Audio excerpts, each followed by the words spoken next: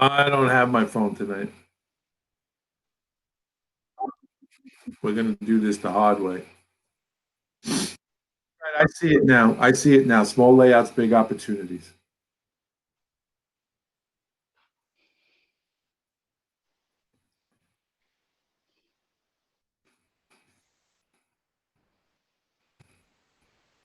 I know I'm hot.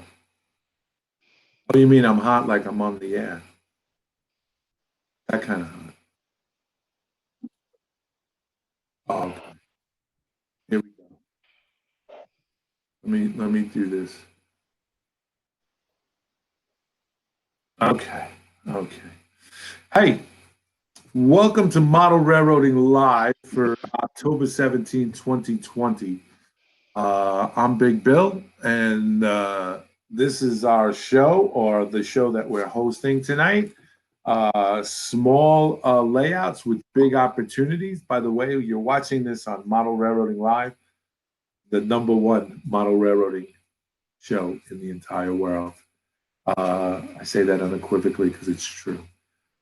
But tonight we're going to finish up with the small layout, big opportunities tonight. And this is going to be done by, it's hosted by Tommy K. We were supposed to have John 2618 on, but John unfortunately is working tonight. And he's going to try to make it in later if it happens. And we wish him that he does. Godspeed that he gets here. And Al was supposed to come as well, but he's unattainable and is probably working. He's in the military, so he's probably protecting our country. Thank you for that. So tonight we have Tommy K, my man, and Scott Thornton from your favorite guy, the Proto Throttle guy.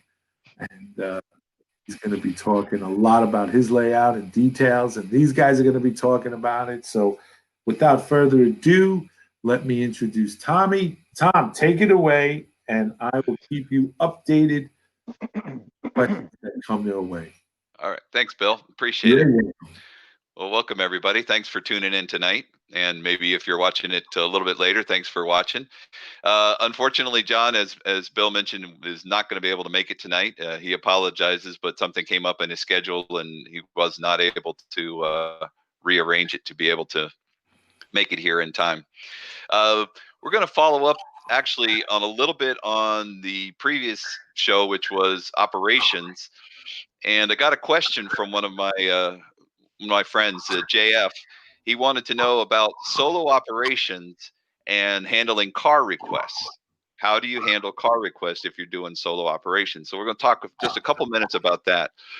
When you're doing solo operations, I'm assuming what you're talking about is you may not be using a switch list or deciding which cars you want to pick up and which cars you want to set out. Typically on the railroad, an industry normally has about 24 hours to unload a car. So if the crew has dropped it off one day, typically they'll be picking it up the next day. So that's one thing that you can use to determine car movements. The other thing is if you're modeling the present era, is to study the movements of the cars. If you can see the industry, or if you kind of have an idea, watch the industry and see when the cars come in and when the cars go out. And that will give you a good idea of how often the cars get changed out. But typically, the railroad doesn't like keeping the cars around because they're getting charged for them. The first 24 hours we'll say is free, and then anything after that they start paying. And as time goes on, they're paying more and more and more. So they want to get those cars off of their property and back to the railroad as soon as possible. So that's something that you want to consider when you're doing car movements. Typically, cars are not going to sit at an industry for an extended period of time. So you could use that. Scott, how do you determine car movements on your layout for operating sessions? Well, I haven't, to be honest. So, I normally just have a switch list with cars, and we just switch them. So is that what you mean? Yeah. Well, again, if you're using JMRI as an example, when you're setting it up, you can determine how often that car gets changed out. So those are some other things, or how often an industry gets switched. There's industries, as an example, on the Georgia Northeastern that don't get cars except maybe once a week, and they get switched once a week. Other industries are switched every day. So that's something that you can do when you're designing and you're planning your layout. Take a look at the most active industries and see which ones those are, and those will probably be some of the better ones to model. There's one industry on my layout, which is ERB. Typically, they get a car maybe a month, one a month. That's probably not something on a layout that you want to do. Although it does make for an interesting operation, because most of the time there's no cars there, or if they do get a car, sometimes it'll sit there for a week or two because they're using that for storage rather than having to offload it into silos that they don't have. They don't want to build a silo, so they'll just hold the stuff in the car and then use that car kind of as a silo. So those are a few things that you could consider. But today what we wanted to do is talk a little bit more about details and super detailing. Unfortunately, John is the master of super detailing. If you've seen any of his YouTube channels, he's done all kinds of incredible things with detailing his trucks and putting lights inside a UPS truck and putting lights inside of his passenger cars and that kind of stuff. Those are a lot of projects that you can do on a small layout because, again, you're not looking at a large number of cars or a large number of vehicles on your layout. So you can spend a little extra time really punching those details up. So what we're going to do is I'm going to start off with Scott. He's got several items on his layout that are really neat. And again, it's something that on a smaller layout, it's easier to do. If you had a large layout, and it's probably not going to work. You're not going to have the time to be able to dedicate to these little features, but it really enhances the operation. So go ahead and if you would go ahead, Scott, and start talking about some of the things that we were going to discuss this evening. Well, thanks, Tom. I want to preface my time by saying that my layout is in its early stages, so I don't have much scenery, unlike John's and Tom's and Alex's layouts, who those guys have more scenery on their layouts. Mine is pretty bare bones. I hand laid the track, and that was a big adventure for me. So that took quite a bit of time and just other activities. I've started on the scenery on my river scene, but I haven't got very far. So I just let everybody know that you're not going to see a lot of scenery, but I think hopefully what I show you will be inspiring, and I think I've got some unique features on the layout that a lot of modelers don't have. Anyway, I'll get started here. Have a reference sheet here, so bear with me. This is going to be kind of loosey-goose a little bit, but one thing on a small layout, because my layout is only 44 linear feet, 42 or 44 linear feet, and it's a point-to-point. And I'm going to back up here a little bit so you can see the overall room layout, how the layout looks in the room. So over here we've got the Rock Island end, and then it's a branch line, so it progresses. There's going to be an industry here, scrap dealer, and then as we go down, there's a Sara Lee food plant here, and then as we move across, there's the first run around, or the second run around here. This is going to be an aggregate dealer called Consumer Aggregates. You can see by I do have some scenery. I got that little front loader there, and then the layout passes across the Rock River, and I'm working on, this is the first scene because this is going to be my signature scene on the layout, and it's highlighted by two lattice truss steel bridges that were built at the end of the turn of the last century. So 1890, I think, was when they were put in over the river. So they're still in place. So that's a unique feature. But there'll be grass and trees in here. And then as you move across, there's the proto throttle. We'll talk about that. There's a little subdivision that branches off here. This is called the Eagle Sub right here, that goes to some flip-up staging right here. And then there'll be a depot right here, the Milon depot, between the two subs. And then this is called, this is the third runaround, called the Andalusia sub. And then there'll be a some street trackage, street roads here and fields on the other side, and then an interstate overpass, and then we go to more staging at the end here. But one thing, so that's the length of the small layout that I have.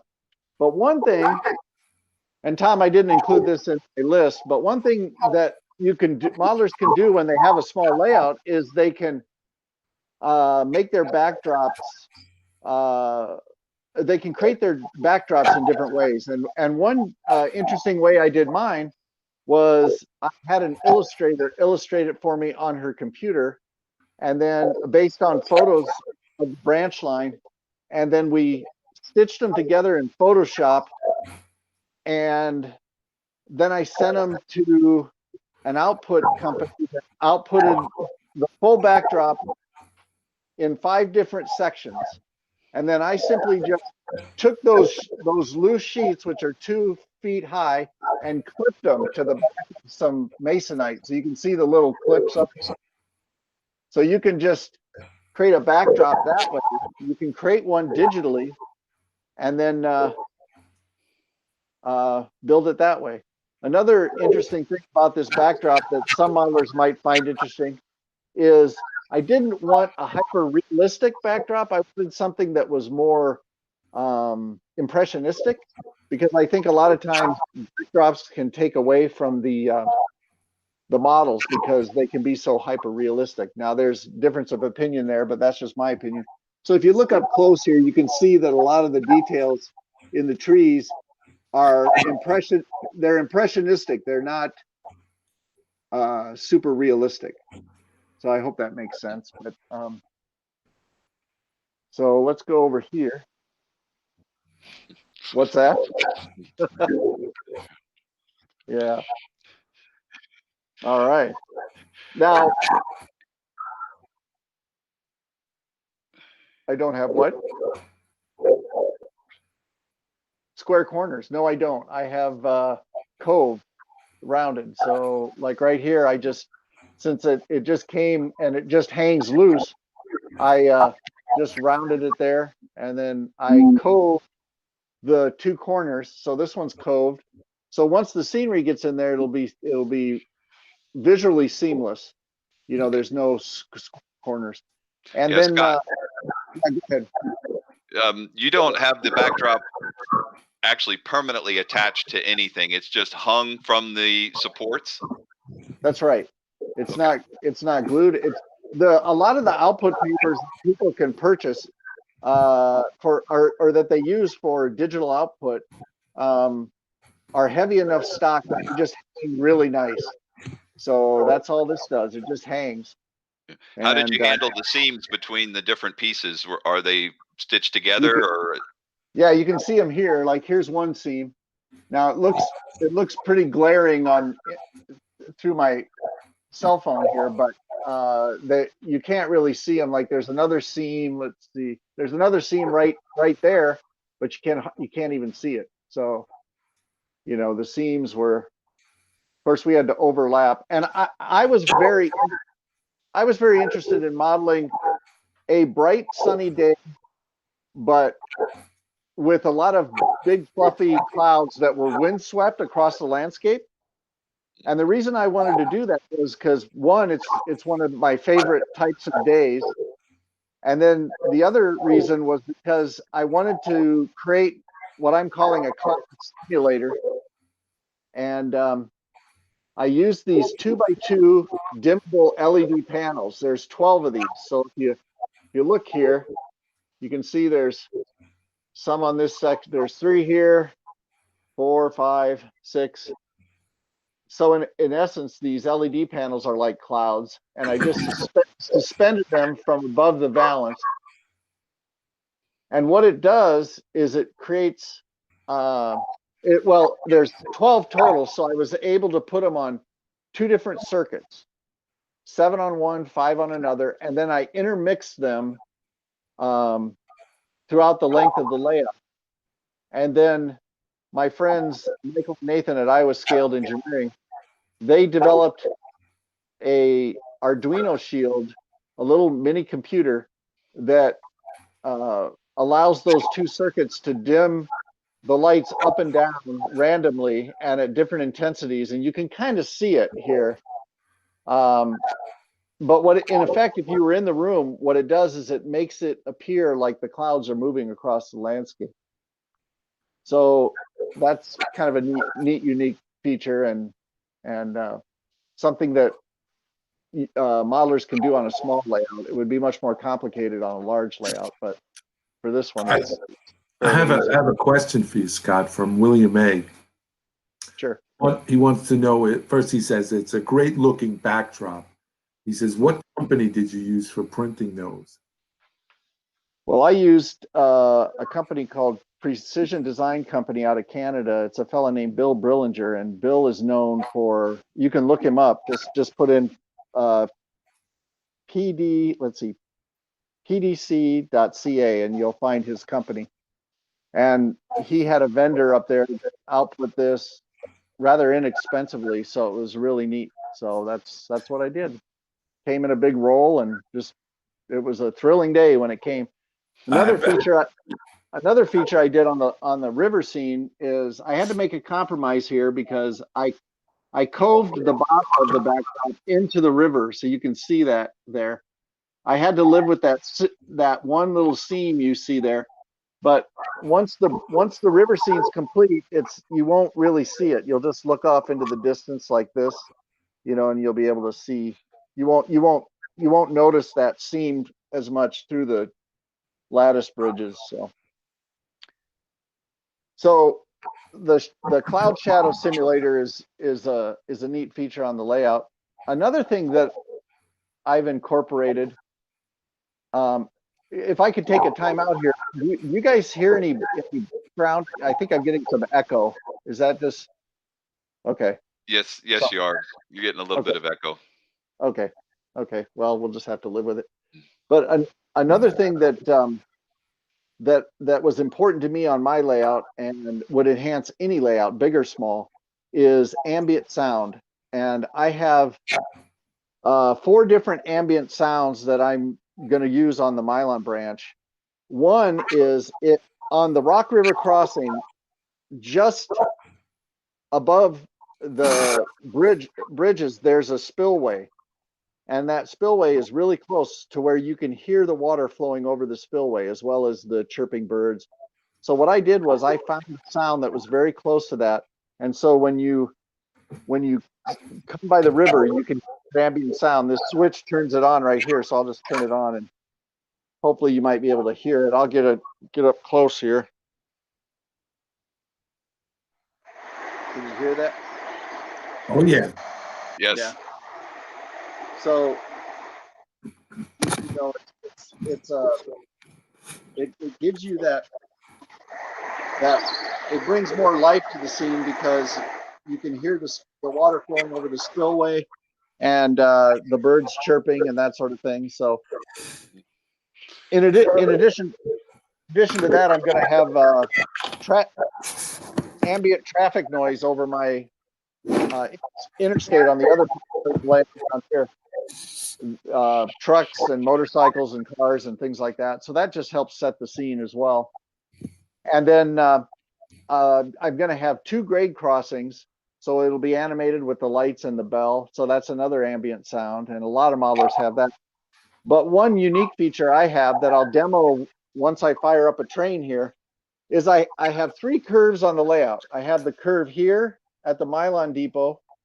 I have a curve over here by the consumer aggregates, and I have one last curve here over by the Sara Lee plant. Now, each of these curves have Iowa Scaled Engineering IR sensors. Can you see that little sensor there? Yes. And that sensor, there's basically 3 sensors to each curve. So there's one. You come over here, and there's another one. And then there's a third one over here somewhere. But basically what it does is when the train passes over those IR sensors, I have another system that allows random flange squeal, custom flange squeal that I upload to the sound player that plays as the train moves through the curves. And Hey, Scott. yeah, That yes, that squealing sound, is it the kind of sound that when it squeals, it makes your teeth hurt? no, no, Oh, I keep it. There's some on there, but I keep it low, so it's more of a, again, a soft ambient sound, but it adds to the flavor of the layout because as the train's moving across through a curve, you can hear different sounds. And the beauty of the system is I can upload unique sounds that I record or download, let's say from YouTube, and edit them. So I can have like groaning cars, flat wheels, things of that nature. But anyway, I'll try and play it for you later when we fire up the train. So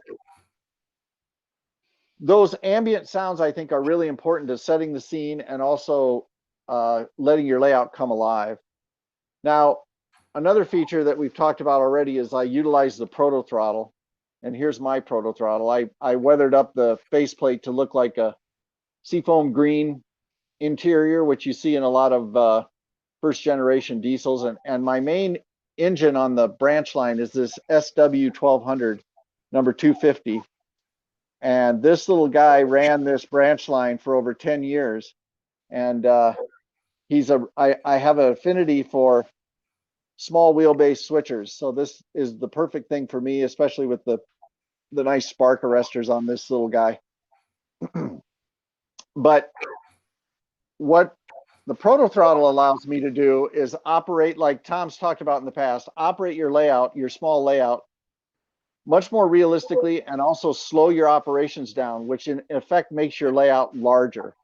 So for small layout operators, it behooves them to at least take a look, or if they have a friend who has a proto throttle, try it out on their layout and see how they like it. Some of the features I've built in with my proto throttle with this 250 is I've done what's called compressing the speed curve. And what I've done is you can go into JMRI or let's say your Loc programmer, which I use because I use Loc Sound in my decoders, and compress the speed curve so that when I'm notching up, like here, we're notching Right. idle through notch 8. When I get to notch 4, which is right in the center, I max out my speed, with that compressed speed curve, to approximately 15 miles per hour on the 250.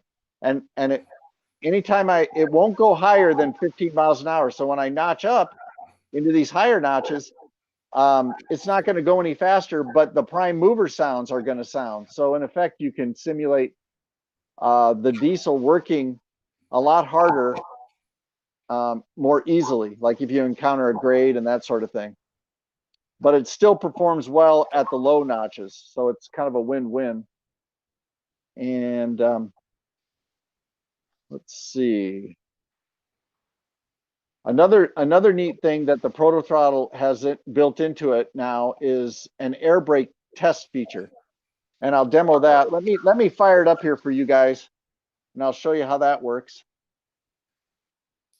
I'll fire up the engine. Go ahead. Ken N wants to know what's the sub robot you use? I use Homasote. So like this is Homasote right here as the base. And then I cut strips of Homasote about a 1/4 inch thick. You can see it there, right here. This is Homasote and this is Homasote. Because since I hand laid everything, I wanted to Homasote works really well for spiking the rail and really gripping the spikes, so it worked out really well. And Tom Holly, he says, where did you get the brass reverser on the proto throttle?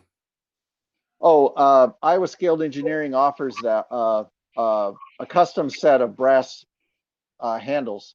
So it comes with a red brake and then 3 brass handles for the reverser and the throttle and the horn. So you can just go on their website and see that. So I just got one for the reverser. So I have I don't know if you can see this in the light I have here, but I've got a gray horn handle, and I've got a black throttle, a brass reverser, and then a red brake. So that's the setup. So one thing that, in addition to the compressed speed curve, one of the new features on the Proto Throttle is an air brake test. So if you can see this, let me turn this on. Can you see that screen, guys? Yes. Okay. That looks good. We can read it right there. Okay, so now if I toggle through here, I see special functions, and I hit that, and it says brake test. So once I hit brake test and release the brake, which I just did, it ties into the compressor on the diesel. So if you can hear that, the compressor is sounding. And then once it gets up to approximately 90 psi, it'll shut off. So we'll wait.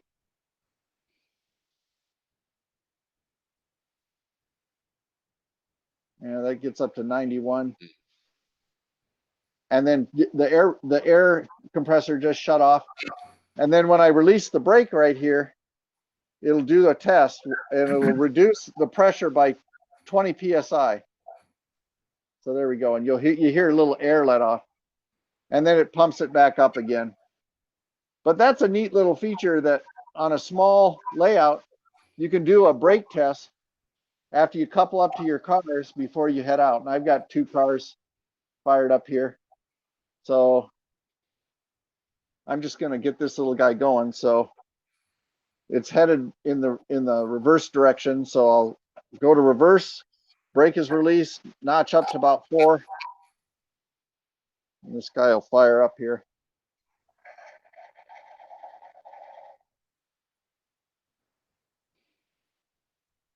Oops, still got the test on. Hang on a second, guys.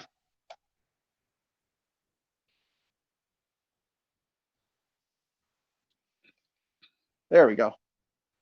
Still had the test on. All right.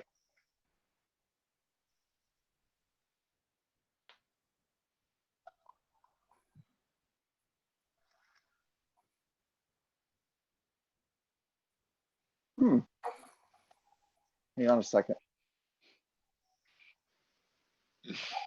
No, it's plugged in. Yeah, I know. There's always one in a crowd. Oh, I know what the problem is. I was playing around with, before we get to that, I know what the problem is. I switched on, I'll show you real quick here. I was playing around and I actually loaded my my high railer over here. If you can see, the rotary beacon is on there. And then this comes with front headlights and rear headlights. So we can have a work crew out on the line. And I had an article in the most recent Model Railroad Craftsman. I'll do my shameless plug. So if you, in this current issue, it talks about utilizing a crew like this, because if the train has to pass by this maintenance away crew, it has to sound the horn and the bell and reduce the speed, and has a certain horn sequence that it needs to repeat as it moves past the crew. And so that's another feature that for small layouts, another little detail that you could incorporate in. You could have a high rail crew that requires your operators to operate in a different fashion. And if you'll bear with me, the reason why my engine won't move is because it's programmed on my NCE throttle to the high railer. So bear with me here. Yeah, well, typically, if there's a maintenance being done in the area, there would be a notice. So that would be something that you could pass along to your operating crew when they come on duty, just like a prototype crew would go over anything new or different. And this would be a notice that they would have when they come on duty, that there's a high rail crew working in between certain mileposts and the restrictions that go along with that. So that would be something good that you could do, and it changes up an operating session so they're not all the same. So if a guy comes one time and operates the next time, now he's got a high rail crew there. He's going to have to maybe work around it, or possibly have a switch tagged out of service that they're not able to use that switch, and then that could make a move a lot more complicated because you can't use that switch. So now you've got to go and work a different area and sort the cars, and it can add a lot of fun to an operating session. Yeah. All righty.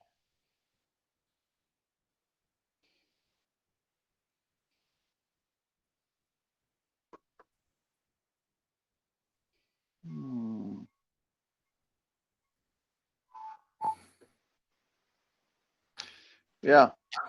Yeah, well, dead space. Sorry, yeah, one of the other things that Scott hasn't shown yet is he has some switch stands there that operate his turnouts, and they're G gauge switch stands. I don't know if you can be able to show that to us real quick there, Scott. But yeah, I've got them right here. Yeah, I was inspired by another modeler named Trevor Marshall, who a lot of people know. And Trevor was using G-scale switch stands on his layout, and I really like that idea. It's another feature that modelers can use, especially small layout modelers. And these are made by Sunset Valley. They're all brass, and I made these little platforms for them with the blocks, and then painted them up with the target. And then when you can switch these, and the target will throw, and then when the corresponding points, move on the layout. So they're spring loaded, and I just have static switch stands there. So yeah, so that's another neat little feature that you can add to your layout. Okay. All right. And tell you what, while we got time, let's show them the riding conductor, and then what I'll do is I'll go ahead and talk about a couple of things, and you can figure out what you got going on there to get your locomotive. We'll come back to you and do the operating portion, but just give us a little demonstration on your riding conductor and how you've designed that. That's a good idea, and I apologize. I must have screwed up my programming on my NCE throttle.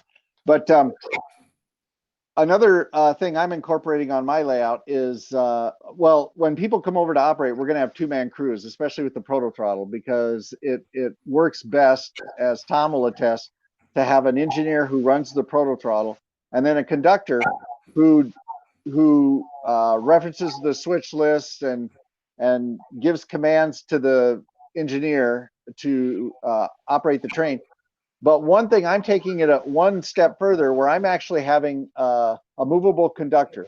I call him my riding conductor. So here's my conductor right here, and it's just a little figure. I'll just take him and put him over here. You can see him. Just a little model figure where I took this little guy and I put a little, if I can get this in, I glued a little L bracket on his foot. I don't know if you can see that. Yes, we can see it. So that he can, and then I use micro neodymium magnets. They're little powerful magnets. You can get them at different strengths. And I got them at just the right strength so that this little guy will stand up, but then he's easily plucked off. And then I'm going to have these hidden around the layout eventually in different spots, like on switch stands and different areas where the conductor would be, as well as on all the cars and the engine. Now, the engine, I've got him here where he can stand on the platform, or he can go down here. It's kind of hard to do when I'm holding the camera. He can go down here on one of the side steps and on the back. And then I have a little handy dandy lightable tweezers with some rubber ends that I installed. And then you can grab the conductor very easily. And then if you want to position him on a car, on this bulkhead flat, I didn't paint the magnets yet, the neodymium magnets, so that you can see them. They'll be camouflaged with coordinating paint, but you can just pop him right on there. And then he can ride on the car as you're switching, and and You moving. would be providing point protection for a shove move, because you always have to have a man on the end of the car there when you're shoving a car into an industry or anywhere, so that they can give commands to the engineer, obviously, because he's 2 or 3 or more cars away, he can't see, so he would be giving commands to the engineer on what to do and how much further before a stop, that kind of stuff. Right, but this adds real play value for the operator who is the conductor. So he can move his little figurine around, much like people do, you know, the war gamers or other board gamers. So, you know, no longer do we have to. If you have this approach, you have an actual physical conductor that you have to move around the layout. So, I think that's a really neat feature. Yeah, Hey, and all of that takes time. Scott, It takes more. Yeah, John Arthur has a question. Is there an article about the switch stands, the G scale switch stands, or a video? I don't. There's a video on my YouTube channel, but I don't know if there's. I don't know if there's an article. I think Trevor Marshall might have published an article once about his G scale switch stands. I'm not sure about that, but yeah, I'm just not sure. If anyone's interested learning more about them, they can just go to my Facebook page. Just go to Facebook and look up Mylon Branch, and you'll find me. And then you can ask any questions, or I can give you the information I have or how I went about putting them together and that sort of thing. So Ralph Franzetti wants to know: there is a magnet on the locomotive and the cars as well? Right. Like I've got on this 250, I've got, let's see, 1, 2, 3, 4, 6 magnets. So you can see one right there on the back platform. You can see that. Then there's 2 on each side on the bottom step. And then over here, you know, there's one right there on the upper platform, and then again 2 on each side. And I'll have these little magnets on all the cars, you know, in different positions, so that the conductor can, and they'll be painted over, so they'll be camouflaged. And yeah, that's, and I also use sergeant couplers. Small layouts, you can use sergeants because you can get away with it. And a lot of people have complained. See, there's a sergeant right there. It's hyper realistic, and the knuckle opens, and you use a little magnetic wand like this to open. There's a little ball in there that allows you to open the knuckle. See, there's the knuckle open. And it takes it gives you more realistic slack between the cars. And a lot of people have complained that they don't work very well because the ball bearing that's in the knuckle will stick. But the solution to that is to just dump a ton of graphite into the coupler and work it in there, and you won't have any problems with that knuckle sticking. That's been my experience. So for those who are interested in sergeant couplers, that's another option for small layouts. And Ralph Renzetti also asked, so then do you manually by finger change your turnouts? Change my turnouts. No, I change them with the G scale stands. Is that what he means? Yeah, all your turnouts are operated by those G scale switch stands, correct? Yeah, I only have 10 turnouts on the layout. So yeah, everything is just like this, you know. And Mark Stanford wants to know, why not put the magnet on the conductor's foot and steel on the places you need to stick him? Well, that's a good option. Okay, come on now. That's not, you know, don't be telling me that, you know, I just go, you know, I usually do things the hard way, you know. Well, it's your way, it's your layout, so. No, I know. I might change it now that he mentioned that. Good suggestion. What was that? Was that Mark? Mark, you said? Mark Stanford. Mark, you're I'm the stupid one, you're the brilliant one. So there you go. I'm gluing the magnet on tonight. Yeah. Well, you also put a post in the back of the conductor that looks a little painful, but it does make it easier to pick your conductor figure up off the side of the car. Yeah, because I plan to have night operations many years down the road after I get structures in place and lighting throughout the layout. I've got blue LEDs already installed on the layout. So, for example, we can go like, I'll show you real quick. Can shut off the lights. Mark Stanford says he's from Australia. Oh, okay. And, oh yeah, I know Mark Stafford. It's Stafford, yeah. Mark, yeah. Now we get a little. Go ahead. I'm sorry. No. Go ahead. We get a little bit of flashing from the LEDs. You don't see this in person, but yeah, this is my blue light that. But I've got with my conductor tweezers. You know, it comes with a little light, so you know we'd be able to. The conductor can see, grab the conductor off the car, that sort of thing. So. Ari McGeevy says, does your conductor have steel toe boots on? Oh, absolutely. Yeah, Ralph Renzetti says, why place the conductor at the switch stand if you're manually switching them? Well, because we want to. Well, you can answer that. We did. It's all part of the play value, you know. Yeah, right. To extend the operating session. Right. As an example, your locomotive would pull up, the conductor would get off, he'd go to the switch, they'd pull past it, then he'd activate the switch, maybe get on the point if he's going to do a shove move. So then he would climb up, and then you're just going to take that extra time to move the conductor around to those different positions, which means the locomotive has to stop so that the conductor can get off, because typically most railroads nowadays require a stop for boarding and dismounting a locomotive.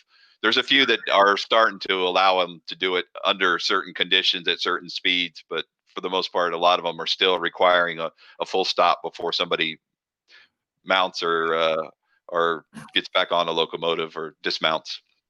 So Ralph had asked, why place your conductor at the switch stand? And You Run Naked 4 says, because it's closer to the bandstand. Bada bing, bada boom. I'll be here, folks. Don't forget to shift the weight. That's good. Yeah, we got some nice. Yeah, love it.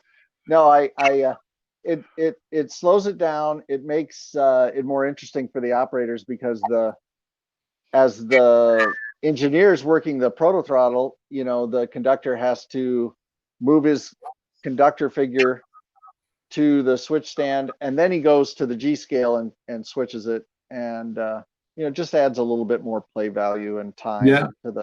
Yeah. John Arthur says, one brilliant, cool thing after another. This is so fascinating. Yeah.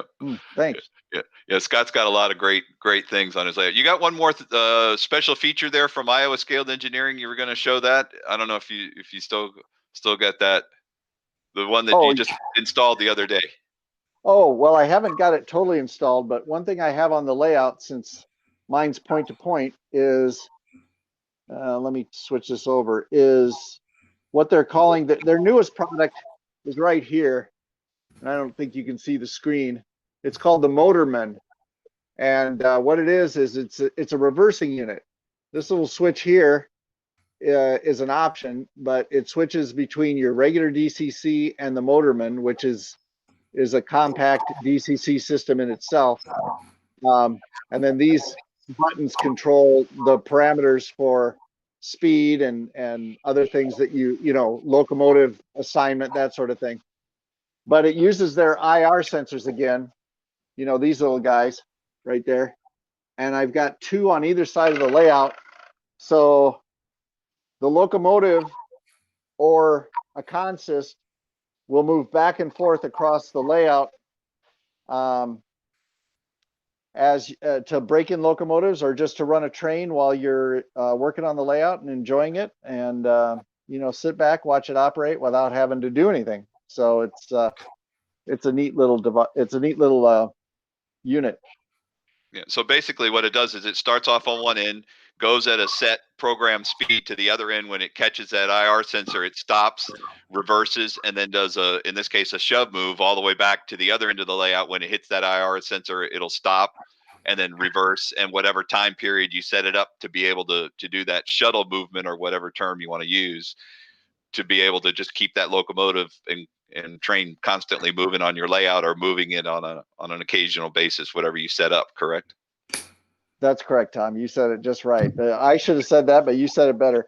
Yeah, you can control the speed of the locomotive or the consist, and then you're right. When it hits either one of the IR sensors on either side of the layout, you can control how quickly the momentum, how quickly it brakes, comes to a stop, and then fires back up and goes the opposite direction. So I'm sure a lot of you have seen this sort of thing on demo layouts at shows, but they've just built one for any of us to use, and it's a really neat thing to have, I think, especially for a point-to-point small layout, because then you can operate a train, you can be enjoying it, the sounds running back and forth while you work on your layout. Very cool. Yeah, that basically you can do away with that continuous run option, so you don't need to have a complete loop. You can just do point to point and still be able to run a train without having to do anything to be able to run it. That's the problem with point to point, is you got to stop it at each end, change direction, go back. So someone has to be constantly attending to it. This new product does that automatically for you. That's exactly right. And it just allows you to enjoy, for those point-to-pointers out there, it allows them to enjoy a running train without having to think about it. Yep. You could even run a consist with a unit on either end and just have it go back and forth. You know, a lot of the modern freight carriers do that anyway. So, as Tom Holly says, split the motors. You're gonna have to put a locomotive on each end. That's the answer to a lot of questions on how do you do switching operations if you can't have a runaround track. The answer is just like on the prototype. They split the locomotives, put a locomotive on each end. Yes. Yeah. We'll tell you what, Scott, 68. Container Man 68 says, with the constant running loco like that, you would keep you on your toes if you're switching industries. Mm-hmm. Yeah. We'll tell you what, Scott, go ahead and check, and we'll get your locomotive running. And what I'll do is I'm going to cover a couple of things while you're doing that. We'll come back to you so we can hear that, hopefully hear that flange squeal and get your locomotive going there. A couple of the things that we can talk about here with a smaller layout is vehicles are a great way to make your layout stand out. And I got an example here I just worked on the other day. Anybody that's familiar with Atlanta, this is Argos Cement. And you say, who would paint their mixer barrel lime green? Well, that's what this company does. If you've been in Atlanta and you've seen the concrete companies, it's a lime green barrel. And what I did was I custom made up a couple of decals for the truck. This is just one of the Walters cement mixers. I painted the barrel a lime green, and then added the decals, and I made up the decals on my home computer and then printed them up on decal paper. Another thing that you can do is super weather your cars. This here has a special product in there. It's basically like a metal paint, and then you add a solution over the top of it, and it causes it to rust. And it's perfect for the inside of gondolas, because it gives you that really heavy scaled rusty look, and it really rusts. Basically what it is it quickly rusts. So you can spend time on a car like this because you don't have that many, and it's easier to spend time detailing the car so they'll be more appreciated. Again, you're operating slower.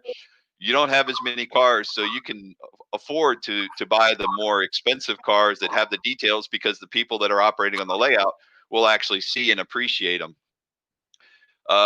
Structure lighting is another one. John has done a great job of adding lighting to his layout, and has inspired me to start adding lighting on mine. There's several products out there. There's the lamp lighter. There's also roomettes, where you can get those little roomettes and you put them inside, and it's neat because you have like a finished interior. And then I recently purchased from Model Train Technologies. If you go onto their website at modeltraintechnology.com, they've got a lighting system, and it basically is very similar to the plug and play that you can get from Woodland Scenics, but it's got a decoder in it, and so you can set it up and you can vary the lights, you can change the intensity, and then they also have some chips, different color chips, and you can set it up so that it gives you the effect of like a TV flickering in a window. So what I'm going to do is I'm going to put that inside one of my houses here and get a real low recording of a TV football game or newscast or something like that. So when you'll see the lights flickering inside the house, which is the TV, and you'll hear the sound. And then they also have this system where it'll randomly turn on lights and turn them off. So you can have a light come on in the bedroom and then go back off, and you can do all kinds of different things. So that's the again, there's several different programs out there, but you can do all kinds of lighting, and again, it's a lot easier to do on a smaller layout. A couple of the other things, if you guys have seen my layout in my videos, operating overhead rolling door, and it's really actually very simple. What I've got here is this is one of my structures, which has got the rolling door, and if you look inside, it's basically a Lego gear with a rack glued to the back of the door. And then when I turn a rooftop ventilator, that's the actual operating shaft. And so when I turn this, the door will go up or down depending on which way I'm turning it. And it's a very slow process. So it adds a little bit of time for the conductor to come out and open the door, just like they would on the industry. It takes a while for that overhead door to open. Even if it was motorized, it takes a while. So it just takes a little bit of time out, and it's very simple because it's just basically a Lego gear rack mechanism inside there and a couple of Legos that space it off the side. So that's something really neat and easy to do. The other thing is, if you've seen, I've got operating fence gates, which are, again, the same gear mechanism. It's basically I've soldered together the piano wire into a gate, and it's got one long leg that goes through the layout underneath, and then it connects up to this gear mechanism, and then I turn a crank and it operates the gate. If you can, go onto my website at www.thomasklamosky.com, go to the how-to section on the website up at the top, and there's some videos on there, and one of them is how to build an operating gate and derail, and it'll show you kind of the behind the scenes on how I make the operating derails and the operating fence gates. One of the other things that I have on my layout, I'm going to see if we can see this here. This is an end of train device. And basically what it is, it's a little piece of wire that's bent into an N shape. And the last leg of the end is a little bit high. And then that's a little piece of styrene. And then I found a little red jewel in the craft making department, and it's stuck on there. And then I put a little handle on the side. And there's my end of train device. So that's one more thing for the crew. Once they get their train assembled, they insert this in the last coupler of the train, and that way there they've got one more thing to do. Also, what I've done is I've done the same thing with a flag. It's the same setup, same N-shaped piece of wire. A little red flag is a piece of like surveying tape. You see it in different colors. There's one in red. So what I did was I put it in red, and I just glued it on to the long leg of the N. The other feature that I have is called a blue flag. And what I did was I bent a piece of wire, a little bit hard to see here. I bent a piece of wire to clip onto the rail. You see that little V part there? That clips onto the rail, and it's got a little bit of an angle to it. And then the sign is a small piece of metal that's glued on there. And this is a blue flag. For those that don't know what a blue flag is a blue flag is a protection for people that are working on or under or around the car, or the car may be connected to hoses or dock plates may be on it. And the blue flag can only be removed by the person that put it on there, or the crate or traft that put it on there. They use them in locomotive service facilities when they're working on the locomotive. They'll blue flag or blue tag a locomotive out so that it won't get moved, because there may be a crew member working inside the engine. They may be working underneath, working on the brake system. And that's just a warning to the crews that car is not to be moved, coupled to, or anything until that blue flag is removed. So if it's up at an industry, what'll happen is the crew will stop. The blue flag is up. They'll have to go in, get the industry supervisor, and only the industry supervisor or the person that put the blue flag on will take it down once they're assured that the car has been cleared, that there's nobody working on it, and that they also have locks on them, typically with a key. So only one person will have that key, so somebody else can't come and unlock it. It's done as a protection for people working on the cars, and also it keeps people safe. Basically, that's the very short version of it. So in my case, what I do is I put a blue flag up at the industry, and that the crew has to stop, and they have to ask. In my case, I'm the industry representative. They ask me to take the blue flag down, so then I'll remove the blue flag, and then they're able to go in and connect up to the car. One other little feature that I have is I made. Tom, can I Sure, interrupt go ahead. for a second? Sure. I'm curious, and maybe Tom Holly or some of the other railroad folks could chime in here, but I've seen the flags used like on my small branch line on the prototype, the red flag, they just put the red flag in as they're moving, their cars. But when would you use an end of train device for, would you use one for after you go over a certain number of cars? You know what I mean? Like 10 or more? I don't know. I'm curious. Do you know anything about what Georgia Northeastern does? Yeah, well, one of the things is once they leave yard limits, then they're going to have to put a flag on. They want to identify the end of the train for safety purposes. So if you're working within yard limits, typically they won't put a red flag on the end or an end of train device. But once they're going over a certain number of miles, there's usually a requirement. I want to say 20. Tom Holly or some of the other prototype guys could probably answer that question a little bit better. But there's certain requirements when they have to have an end of train device, and there's certain requirements when they can have a flag. And one of them is daylight hours. It's half hour before sunset and half hour before sunrise. They have to have a lighted. They can't use a flag. It has to be during daylight hours is the only time you're allowed to use a flag. And then other than that, you have to use. As it's starting to get dark, it has to have a red blinking light and all that other stuff. So you have to go from one to the other.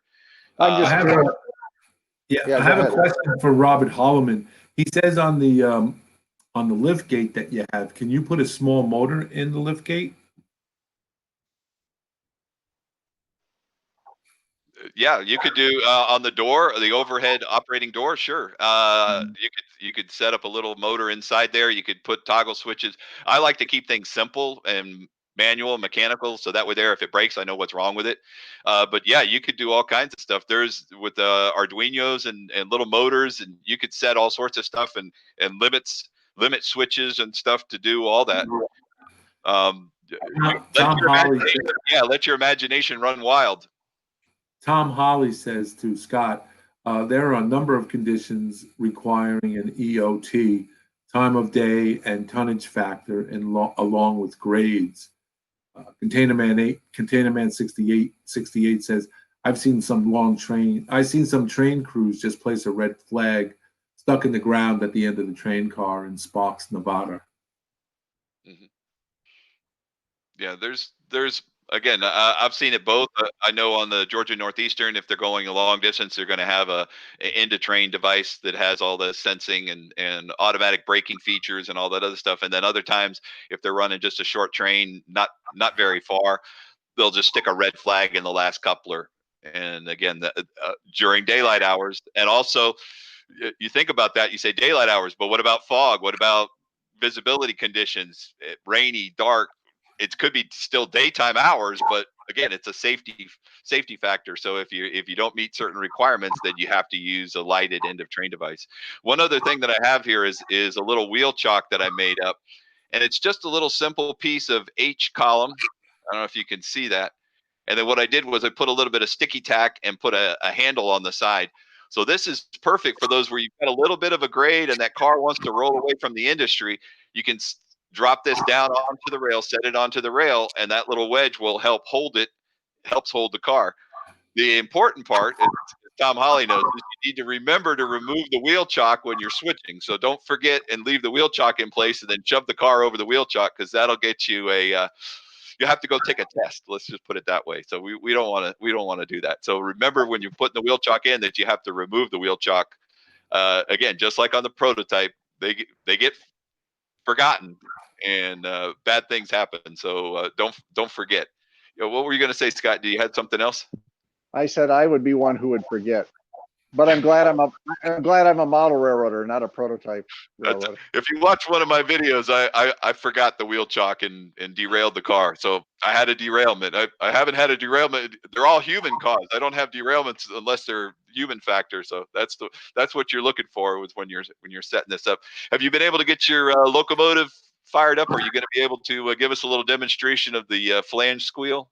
Yeah, I hope it works.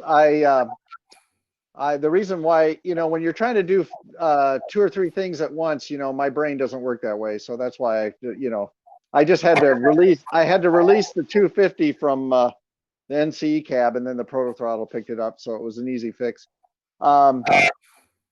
Yeah, you want me to have a go, Tom? Yeah, absolutely. Okay. And see if you can get your microphone once you get close to that flange squeal, so everybody can hear it. That'd be really neat. Now, do you still have a video up on that demonstration, or no? Yeah, I think there might be one on my YouTube channel, so people could check that out. Just look up Mylon Branch, you'll find it. I turned it up for this demo. Normally there's 2 speakers underneath the layout, and the speakers are pointed at each other. They're underneath either side of the curve. And in effect, what that does is with both speakers projecting their sound at each other, it gives the illusion that the sound is over the curve. And again, I keep it low so you don't overbearing, but I turned it up for this demo, and hopefully you'll be able to hear it through my little speaker on these headphones. So anyway, we'll fire it up, and I'll switch over here. Now, one thing about the riding conductor too, he has to be on the platform, either the front or the back, or I put him on the front of the locomotive, because when we go across those lattice trusses, there's not enough clearance. That's another thing to consider. There's not enough clearance if he was riding on the side of the car, which is probably a no-no anyway, prototypically. So anyway, get going here. I'll fire up the throttle. It goes to sleep. All right, here we go. All right, release the brake. So notch her up to 4. We'll get her going. And while the train's going down the tracks, I'll show you the actual module. If you can see this, here's the controller. You can see the little Arduino module there. And then all those wires coming out of those pots go to the different IR sensors. So that's the brains of it. Mm-hmm. Eventually these lattice trusses will be painted rusty brown and weathered up and the whole bit. Now the first sensor's right here, and there's 3. So once they hit that sensor, you'll start to hear something.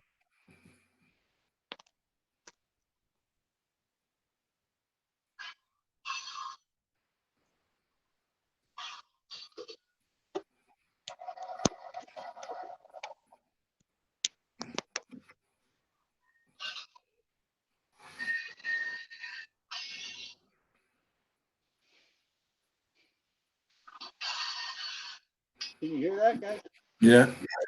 Yes, we're hearing it.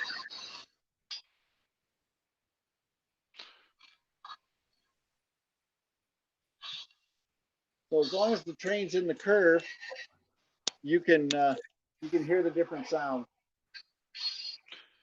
Now, if the train stops, do you still get that sound effect? No, the way, that's a good question, Tom. The way the Arduino's set up, that if the train stops, and I'll stop it, there's a threshold control. It once the power gets to a certain level, it cuts off the sounds. So I just see the train's still over one of the sensors, and I brought it to a stop, and you don't hear the sound, so it works pretty well.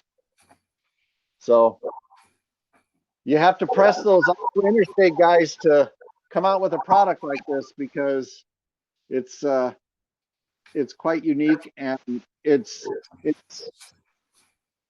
uniqueness is in the fact that you can install all kinds of different sounds. Like I said, groaning cars, popping cars, flat wheels, different types of flange squeal, that sort of thing. Some of that creaking, groaning as it goes across. You hear the tides moving in the ballast, and you can add that sound in there along with the squeal. Now here we've got the throttle. When I get to notch 4, that's the maximum speed. It's at notch 4 right there. So that's as fast as I go on my layout. But now I can play with it. It's not going to go any faster, but I can ramp it up. So if I was going up speed, it would sound like it's working more. So anyway, that's the demo. That's so cool. Yeah, thanks. Yeah, I think it's it's really neat feature. Yeah. Well, again, it's something that's perfect on a small layout because you can appreciate it, which is something else that it brings up. If you've been to the large operating sessions, a lot of times there's chatter and so much noise. You're not going to appreciate the ambient sound effects that you have, but because you're typically going to be operating with a 1 or 2 person crew, you're going to be able to hear it and appreciate it a little bit more. Scott's also done some super detailing over on the water feature over there where the bridge is. He's got a discharge pipe, and you can see the water coming out, going into the river there. The bridges, Scott, where did you have the bridges made? You had those custom made? Yeah, more show and tell. Yeah, here's my little drainage pipe. So I just used I use a product when I got some pigeons, and I've got some pelicans, because there's lots of pelicans. And there's a guy named Bernard Helen. He has a company called, new model company called Mini Prints. I think it's just miniprints.ca. And he produces all kinds of miniature wildlife. And so I bought these pelicans. I tried to simulate this one, like coming in for a landing and using some of the liquid gel to create the splash up on there. But to answer your question, Tom, I had a friend named Clark who helped me with these bridges. They're compressed from what the prototype is, but he designed I don't even know what you'd call these members, the main members right here. And then they have rivet detail on them, and he has a laser, and he laser cut these out of acrylic. And then all the angled members are just plastruck, just glued in place. It's a very impressive bridge, and it creates a signature scene. One of the things that we're talking about also with these super detailing and operational details is you want to do like little vignettes, and you see that on Scott's layout there, where you see the pelicans and you see the little thing. It's not overwhelming. It's not just so cluttered that you can't see it. So what you want to do is focus on a couple little scenes where maybe there's a office manager talking to one of the workers, and that creates a little scene, or you have little things. You don't want to overdo it. Sometimes that's what happens, is there's so many details on layouts that you get lost. You don't really see them. So you want to have little certain things that people can see when they come in and they look, and oh yeah, wow, that's cool. And then they look again. And it's kind of like that empty space or that negative space that we were talking about. You don't want to have it just so loaded up that then people miss things. So like on my layout, I've got a little scene in front of the houses over here in the corner. Let's see if I can spin this around here real quick. The little house right there. And if you look on that white house, there's a couple of dogs out front. And there's a little couple that's saying goodbye to each other. And there's an old couple sitting on the porch, and the little gas tank sitting off on the side of the propane tank sitting off on the side of the house.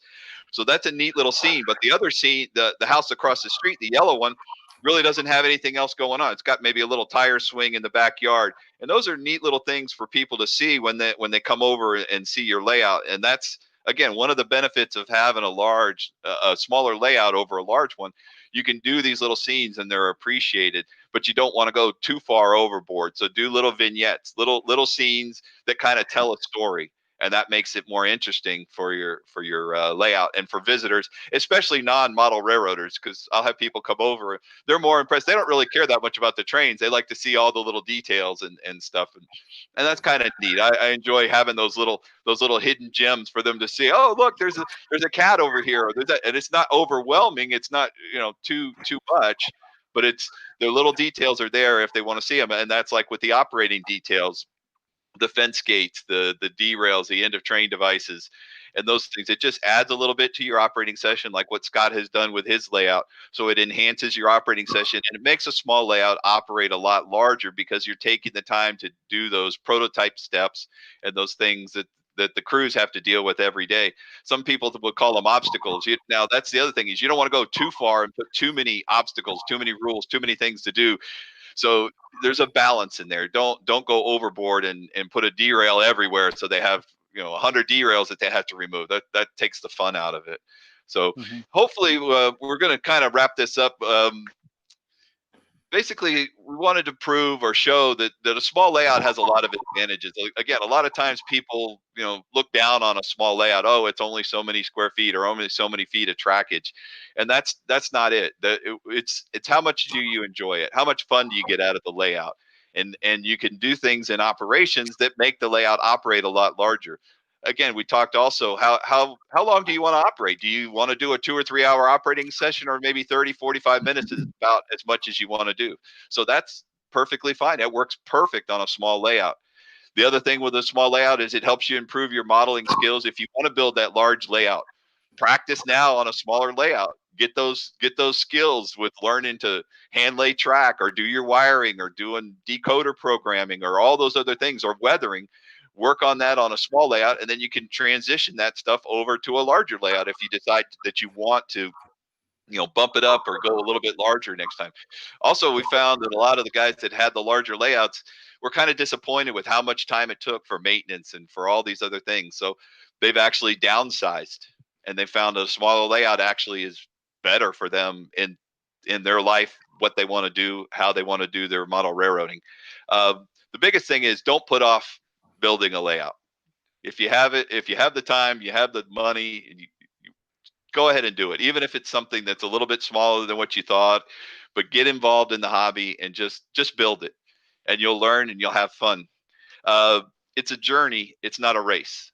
A lot of times guys get burned out because they feel like, I have to work on the layout. I have to do this. I have to do that. You don't have to.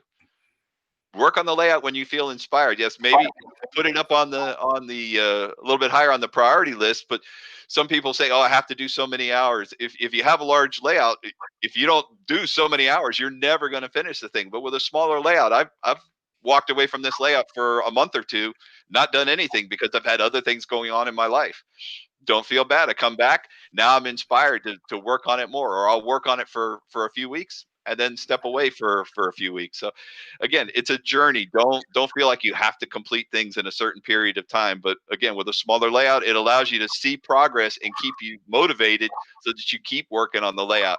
If you have hundreds of switches to wire up and lay, it can get overwhelming. But if you've only got 20, then it doesn't take that long. And then you can move on to the next step and the next step. And then as you see, you can get to a finished layout in a reasonable period of time. Again, if that's what you want. Some people enjoy just building the layout. They'll probably never finish it because they don't really put a priority on finishing the layout. Yeah. So Drew Dudes Model Train wants to know what Scott's YouTube channel name is. What's the name of it? I think it's RR Fan Iowa. RR Fan Iowa? Railroad Fan Iowa. Yeah, you'll have to post that video up on your Facebook page or something like that, Scott, with the flange squeal, because that's a neat video. You can hear it and appreciate it a little bit more. I know it was a little bit hard to hear on this video, but it is really a neat effect with the flange squeal. Maybe Iowa Scale Engineering will come out with a product like that one day, where it's a plug and play system. That'd be really neat. And Joe Lowe, Tom, wants to know, why did you choose the Georgia Northwestern? It's Georgia Northeastern, but yeah, it Okay. was actually the closest railroad to my house, and I ended up working on the Blue Ridge, which is a subsidiary of the Georgia Northeastern. So it was perfect. I wanted to pick something local. I wanted to pick something that wasn't modeled a whole lot. I didn't know of any other Georgia Northeastern model railroaders when I started this layout. So it's kind of I've taken it over. I've adopted it. It's my own layout. I feel a connection to the layout and to the railroad.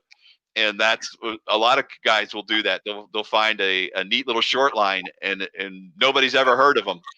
And it's again a neat operation. You can get information, and again, those railroads typically aren't as tight security wise, so you might actually be able to talk to the crews and get some information. I know the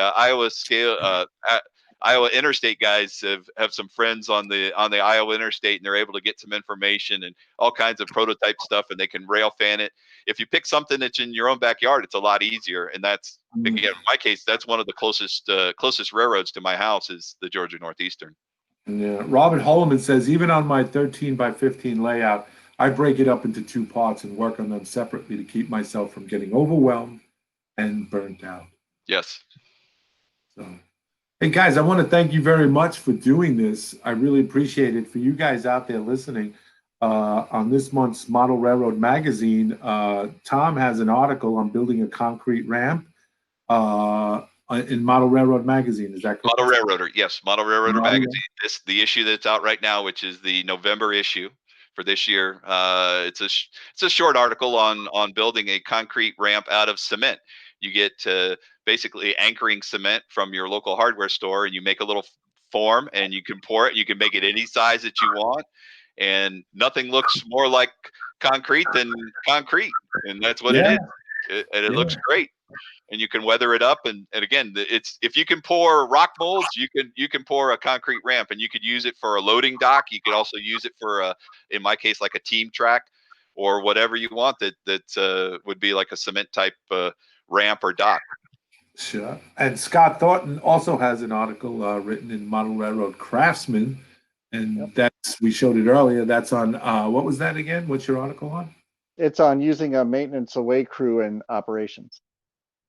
There you go. So check out those two articles on Model Railroad Magazine and Model Railroad Craftsman.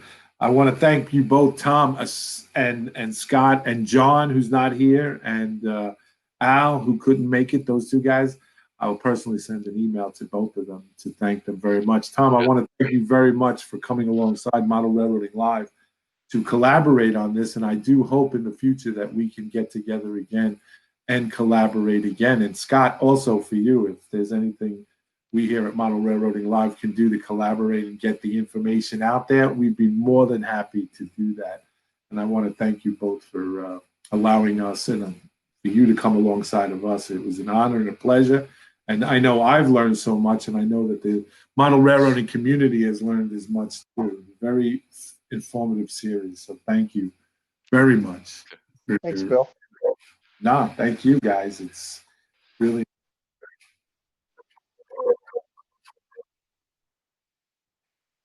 Yeah, we've got in touch with our payroll department, so John and Al are getting docked for tonight, and it's unfortunate, but hey, that's the way the world goes, you know. Everybody's going to Scott so he can buy more Iowa scaled products.